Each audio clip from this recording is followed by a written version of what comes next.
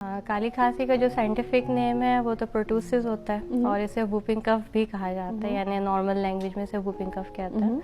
अच्छा, काली खांसी इसलिए कहा जाता है क्योंकि ये इन्फेक्शन क्योंकि लोअर रेस्पिरेटरी ट्रैक्ट का है, जो हमारे लंग्स हैं या फेफड़े हैं,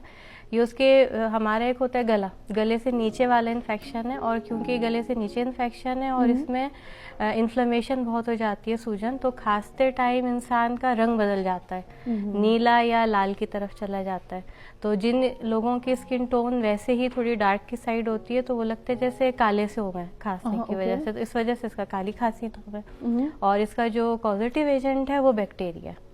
जी। यानी खांसी इतनी शिद्दत के साथ होती है या रिपीटिव रहती है कि रंग काला हो जाए? दोनों चीज़ें। एक तो ये कि इसके जो एपिसोड्स हैं वो काफ़ी ज़्यादा रैपिड होते हैं, बहुत फोर्सफुल होते हैं, और फिर ये कि इसकी शिद्दत भी बहुत ज़्यादा होती है खांसी की। अच्छा, तो वजह इसकी कि ये बैक्टीरिया यानी किस तरह से आपके बदन में दाखिल होता है, कोई ख़ास इसकी वजह है, या पूरी काली खांसी की अगर हम बात करें किस वजूहात के बिना पर हमें ये मसला पेश आता है? इसके लिए सबसे बस पॉजिटिव पॉइंट ये कि इंसान ओनली रिजर्वायर हैं इसके, यानी ये किसी और जानवर में यूजुअली नहीं होता, सिर्फ एक स्ट्रेन है बॉर्डीटेला पर्ट्यूसिस के अलावा जो जानवरों से हो सकता है, लेकिन बहुत रेयर केसेस में। बाकी ये वायरस, ये बैक्टीरिया जो है ये इंसान से इंसान को ही मुंतकिल होता है, और यूजुअली इसके मुतालिक सुन के हैरानी होगी लोगों को कि ये ऐसा इन्फेक्शन है जो बड़े लोग छोटे बच्चों को मुंतकिल करते हैं, और बहुत सारे केसेस में बच्चों की डेथ का रीज़न भी यही होता है, यानी 1/3 डेथ जो दुनिया में होती हैं छोटे बच्चों की जो 2 महीने तक की एज की हैं,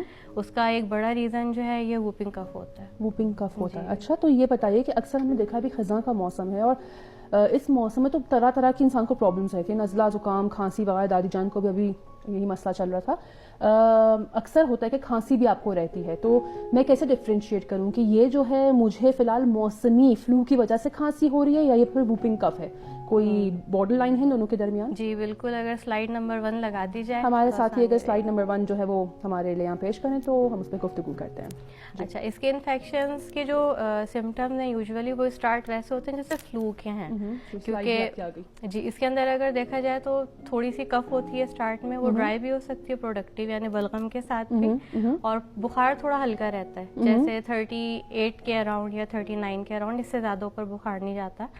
और सबसे अहम चीज़ जो होती है इस खांसी के अंदर वो ये कि आँखों में सुर्खी आ जाती है, जो हमारी कंजक्टिवाइटिस जिसे कहते हैं कि आँखों में सुर्खी, या फिर आंसू बहना साथ में, लैक्रिमेशन के थोड़े थोड़े आंसू से बहते, और रात में कैफियत ज़्यादा होती है। तो इसी सिम्टम्स के अकॉर्डिंग हम इसको थोड़ा बहुत डिफ्रेंशिएट कर सकते हैं फ्लू से या दूसरे इन्फेक्शन से, लेकिन क्योंकि स्टार्ट होता है ये हमारे रेस्पिरेटरी ट्रैक से,